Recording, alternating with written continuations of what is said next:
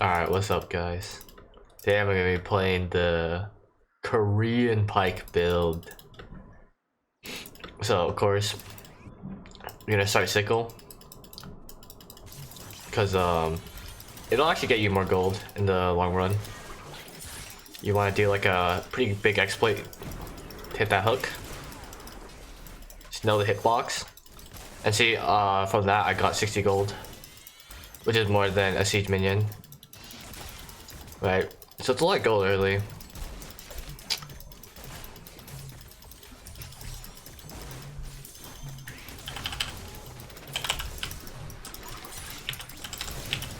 Alright, well the Yumi just killed herself, which is nice. Oh, I died. No, that's okay though.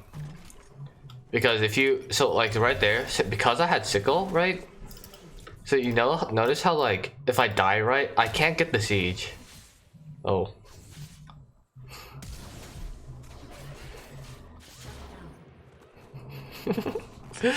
Yeah, he's trying to bait it. But like, okay, so if I had Pauldron, right, I wouldn't be able to get the siege minion to get the 60 gold, or however much the sieges were, level 1, right?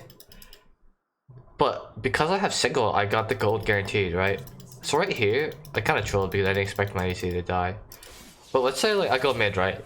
If I'm mid right now, and this Yasuo's still alive, where this Yi is, I get another 60 gold, right? Oh, I think I might die here. I just needed a sun for me.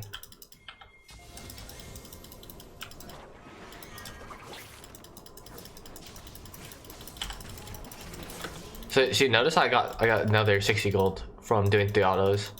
So that's why Sickle is so good. It's actually really strong.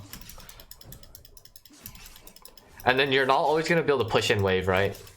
So like, luckily here I'm alive. And also like healthy enough to do it. Sometimes you're gonna gank a lane, you're gonna come out 10 HP, and you're not gonna be able to push the lane, and or your mid lane is gonna back or something, right? Then you're not gonna be able to get the extra gold from your pauldrons.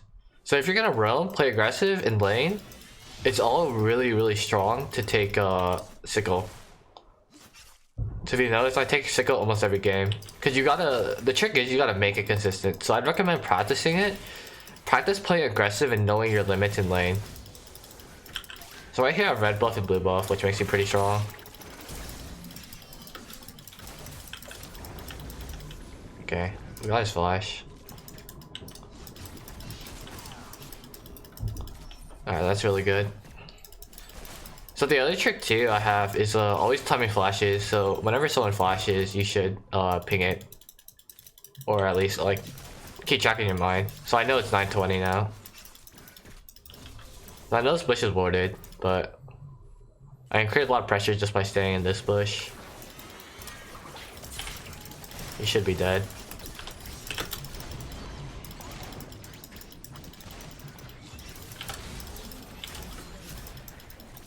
Nice.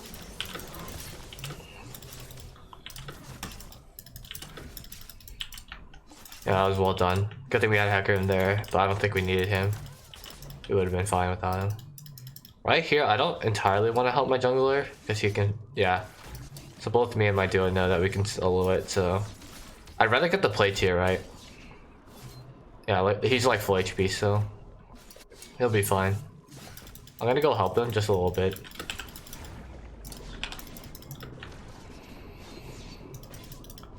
Just in case, you know. But yeah, she like, Hacker definitely would have been fine. He still has smite healing. He would have been very healthy.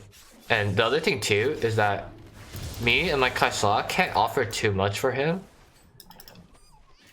Like, especially me, I have like Pyke has so little attack speed that it's not really I'm not really able to increase the DPS. So whenever you're doing Drake or Baron, you don't really ever want to be hitting it. You either want to be on the wall trying to hook them over, or just be on the other side, like over here, trying to crit pressure. So you should like never be hitting Baron, because you're just gonna lose HP. It's gonna be hard to, you're gonna just lose HP and not be healthy for the upcoming fight, which is pretty rough. Alright, so right here, we know Jin doesn't have flash. I pinged it, it's 9:20.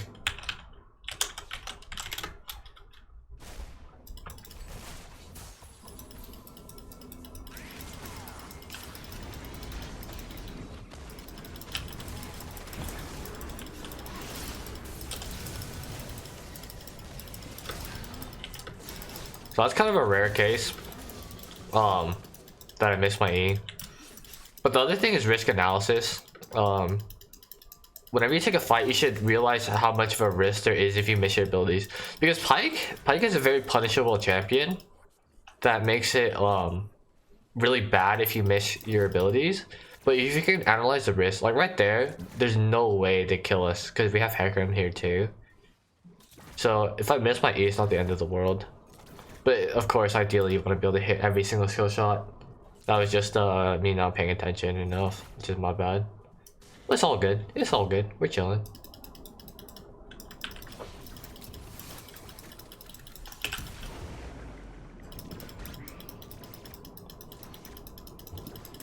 Alright.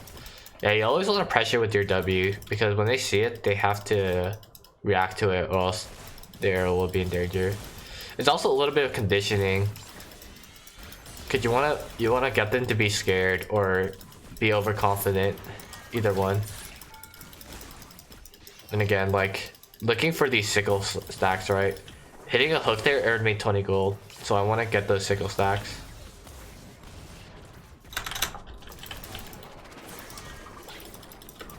Yeah. That one's tough because at match range you have to guess where they're gonna go. But yeah, we're gonna back anyways, I was guessing, so. Not a big deal if you take some HP, miss a hook.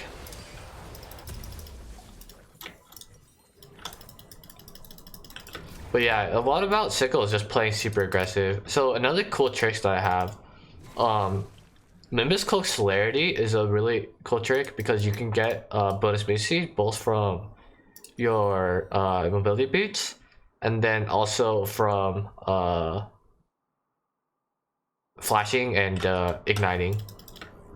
So that makes it really important, like really good rune, especially if you're gonna flash, E-flash, or any of that. So right here, I'm gonna look for a kill because I know that we have flash advantage.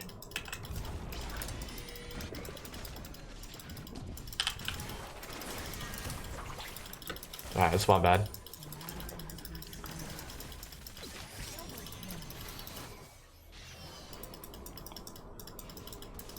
So we can kind of look for a dive here. I need to wait for my E.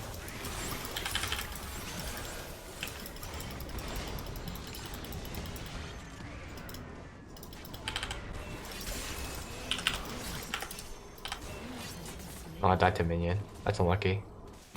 My ADC died too. That's actually really unlucky. But it was worth there to trade because we got the double gold. That is saying if my ADC didn't die, which isn't a big deal. We're both really ahead, so okay. Another thing too is you got to keep in mind where your gold is going, right?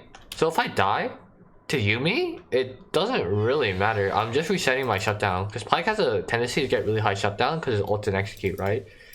So you don't ever want to lose that gold. I know there's like a lot of pro support players or ADC players that will into support. Because they you're gonna die sometimes. You should be playing assuming that you know you're gonna die. And so if you assume that you're gonna die, when you die, if you have high shutdown, you want to go to someone who's not important. So I pretty effectively gold resetted there. I'm not saying you should end, but you should make plays assuming like being okay that the support's gonna kill you. And that's really good with Yuumi, right? Because almost every time Yuumi's gonna get the kill if their ADC is dead.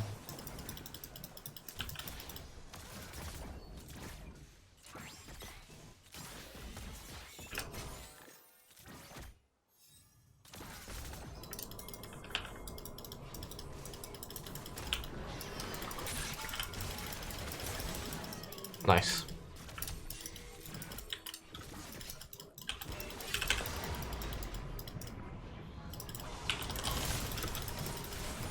Alright, that's my bad. I wasn't really paying attention to his HP. I didn't think they would chase him into bot lane. I thought he was trying to gank us. I was like, that's my bad. I should have been looking at him on that.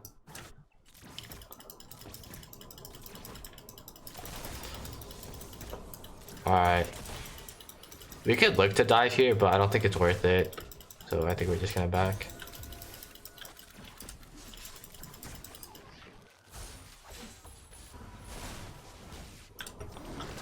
So right here, I want to wait for duskblade because duskblade's a really big power spike, right?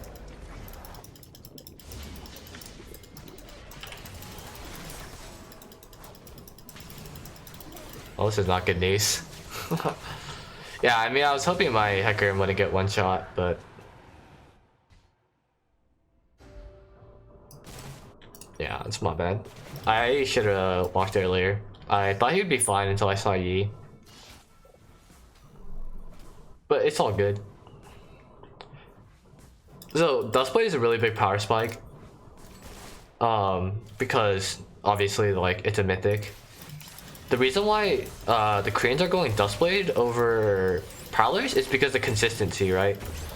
You gotta realize that prowlers is good, but you don't know if you're gonna get a kill every time you use it. And additionally, on top of that, it's a 60-second cooldown as opposed to duskblade's 20 reset on kill, right?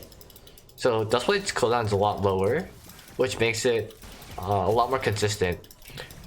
And especially when you're team fighting, your prowler is just gonna go off every single kill you get, while your prowlers can only go off once, right? So I think duskblade is just a lot more consistent, and that's why you should go duskblade every game. And that's it. The same applies for mid too. I don't think people should be going prowlers on mid. It has potential if you really want it, but I just think that duskblade can make better plays. Pyke is a lot about consistency because players are always going to move differently, but if you can have consistency, you can always combat that. So right here, I think we're gonna go mid. Our top laner just got pepped.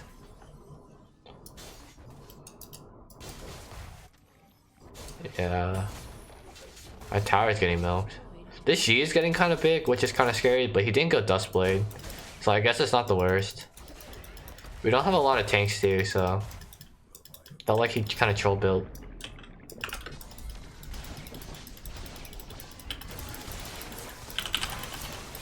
Nice. So right there, I'm pretty confident that Yi doesn't have alpha, right?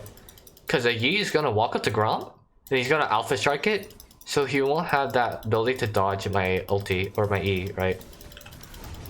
Same with this Malphite, right? I assume that he burnt R to kill the Jax, so I know he doesn't have R. So then I just check if he has flash, and if he has flash, like there, I will after he flashes. I know 100% of the time he can't dodge it.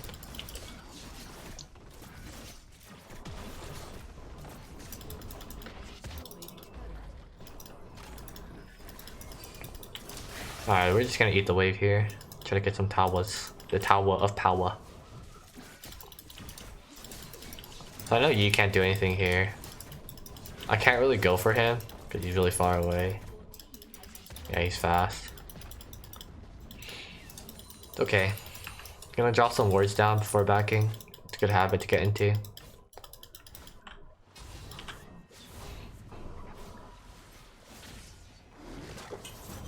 So a good secondary item to get is Umbral.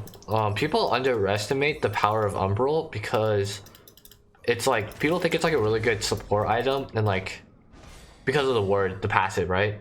But you gotta look at the raw stats sometimes. It gives you 15 ability haste, which means that you have CDR, right? So CDR is really important. That's another reason why duskblade is better because it gets CDR on the secondary. Like think about like your R cooldown, think about your Q cooldown. Pyke really heavily relies on his cooldowns, right?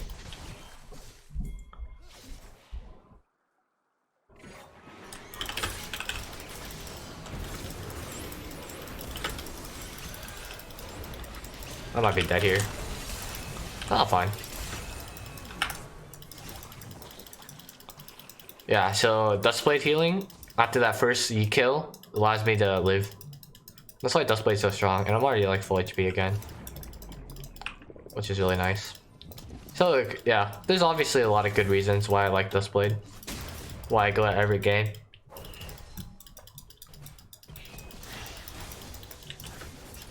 But yeah, as I was saying, the ability haste is really important. Your W cooldown low, your E cooldown's gonna be low.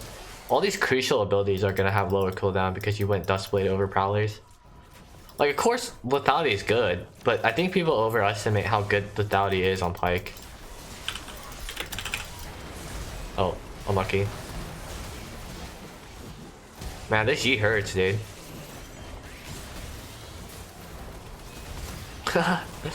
Yeah, it's kind of my bad. Kind of just milked my entire team. Everyone gets this, so it's not the worst. But yeah, so right now, right, I'm already sitting at 45 building haste, which is 30% reduced cooldowns. So that's pretty massive. Usually if I didn't die this much, I would go Umbral immediately. But right now, I can just buy a dagger and see what I want to build. Typically, Umbral's good because it helps you stay alive. So usually at this point in game, when you get 2 items, you're gonna have a pretty high shutdown. Then I probably will. If I get like only a couple kills, I will have a high shutdown. Okay, I gotta let my team know I'm coming. Alright, easy. That's well done.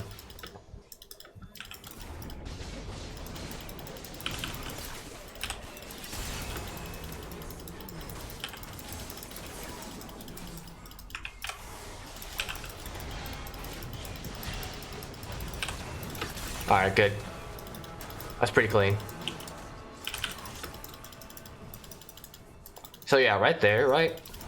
Because I have so many cooldowns, I have a lot more mobility to navigate that fight, which allows me to get that penta.